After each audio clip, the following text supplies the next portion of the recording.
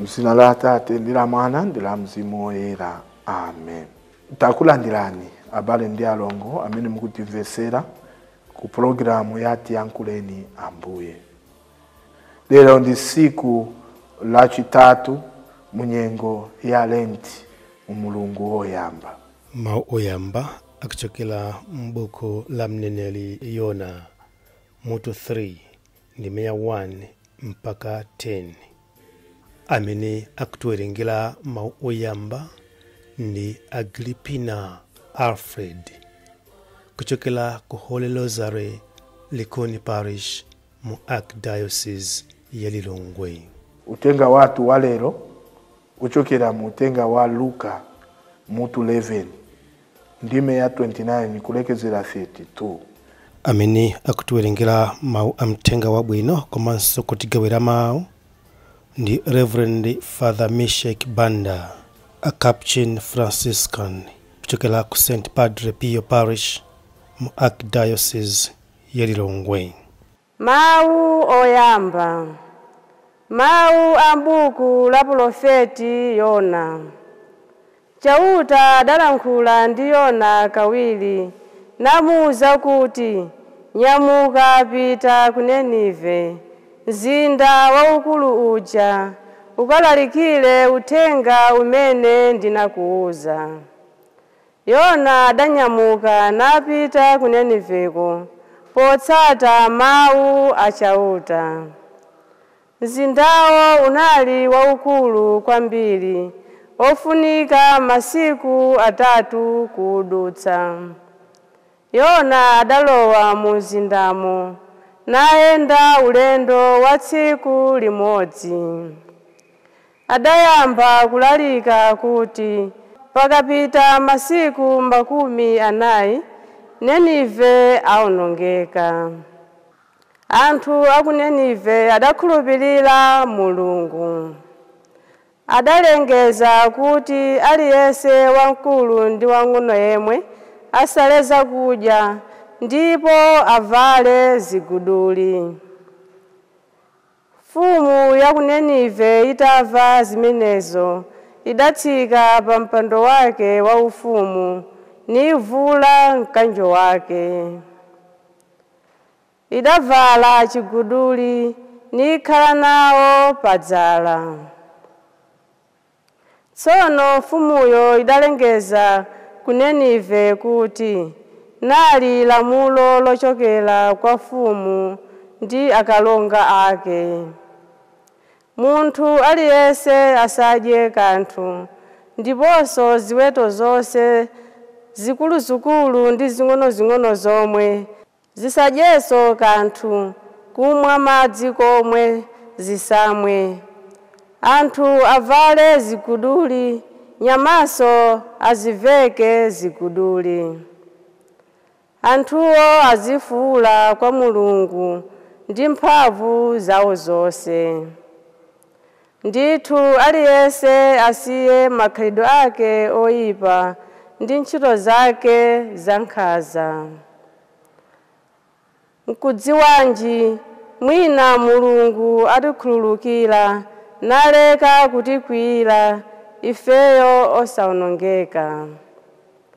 Mulungu adaona zimene anthuwo adachita ndi mmene adasiyira makhalidwe awo oyipa. Choncho adakhululuka osawapatsa chilango chimene adati adzawapatsa. Mau a Ambuye.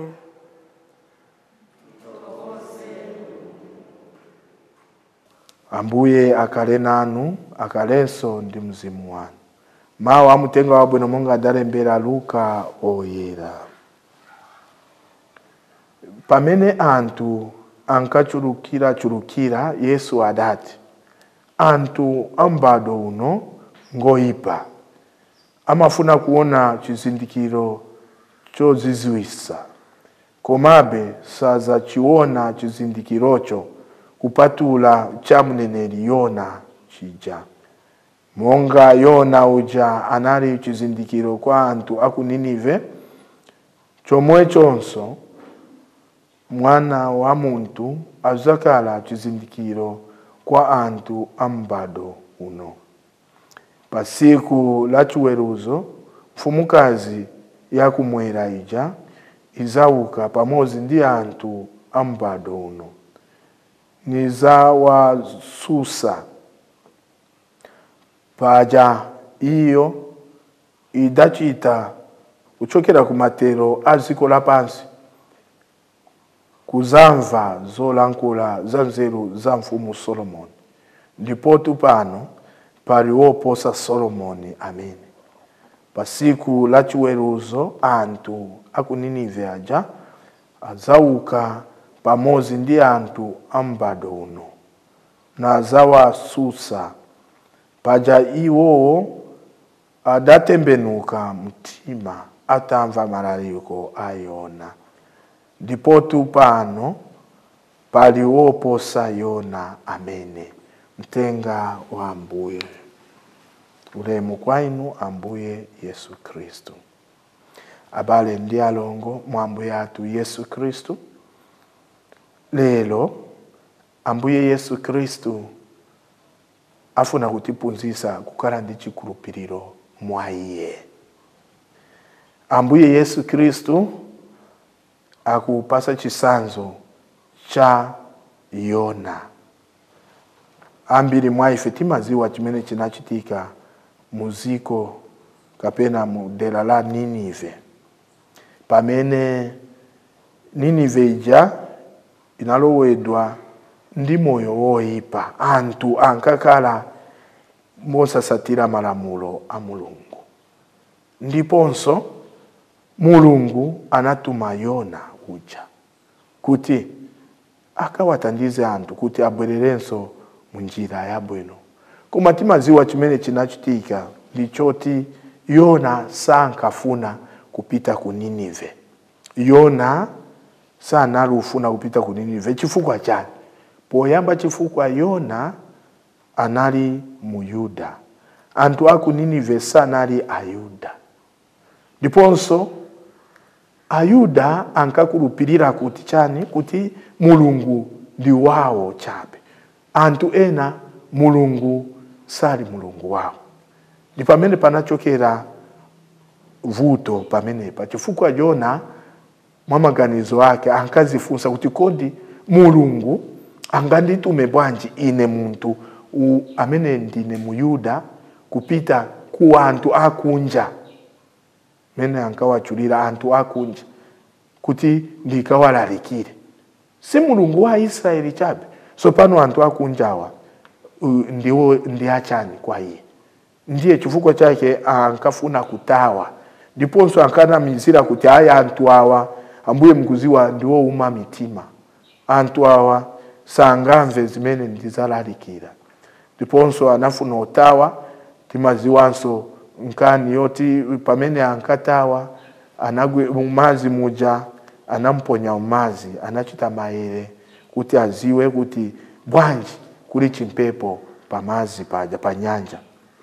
Ponso anaponyedwa umazi muja somba chinameza chinsomba chija kukamulavulira kumutunda.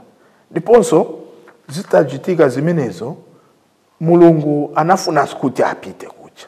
Ndiponso Yona pomvera sopano mokakamizidwa chimene Mulungu wakufuna anapita kuja ku Ninive. Atayamba kulalikira anadabwa Yona kuti antu adachita zimene sanali uyembekezera. Chifukwa mumutima mwake ankawasusa antu aja kuti si antu a Mulungu. So sangavenso zimene ndikulalikira. Ndiponso palibenso kuti ndiwalalikire. Kuma tikumva kuti pamene anawauza antu kuti asaleza kudya pa masiku 3 ndi nyama zomwe antu anamvera. Ndiponso Mulungu anawakomera mtima. Sanachite zimene ankafuna kuchita kuwaononga. Ndiye punziro limene tikupezapo ndilotani. Poyamba Mulungu ni Mulungu wa antu onse. Mulungu alibe sanko. Mulungu mmene adasankira Aisraeli anatisanka ife tonse maka kuzera mu batizo. ndiye kuti amatipasa mpata woti titembenuke mtima. Phunziro lachiwiri ndiloti tisamaweruze ena kuti awasofu siwofunikira. Ayi, Mulungu ndi Mulungu wantu onse, ife tonse ndife ofunikira. Ndi machitidwe athu chabe amene amatichosa pamaso pa Mulungu.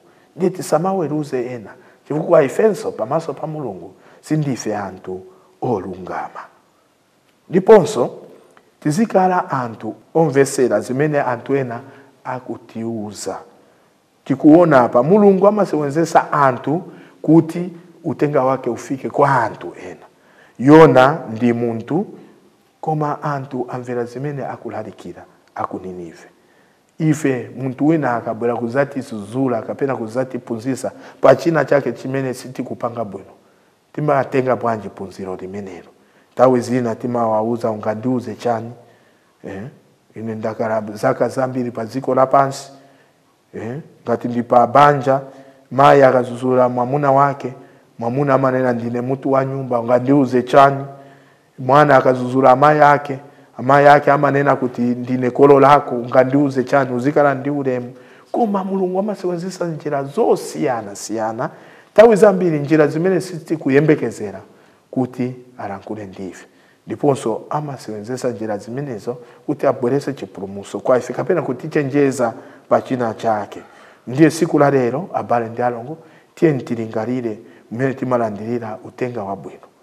Ngakale mu maparish athu mu mipakati mwathu timalandira bwanji utenga wa Mulungu. Tawi zina ansembe akamatilalikira timanenaye ine siningamve zimene uja akunena.